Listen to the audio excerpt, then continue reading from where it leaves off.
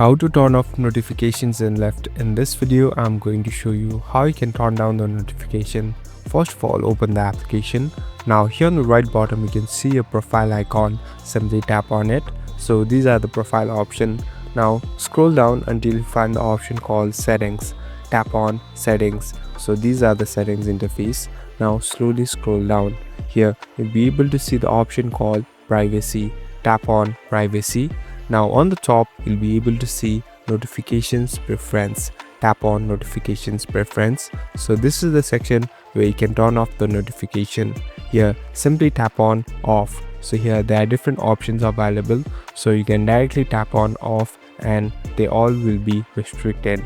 Now you won't be able to receive any notification from this app. Thank you for watching this video. I hope this video will help you.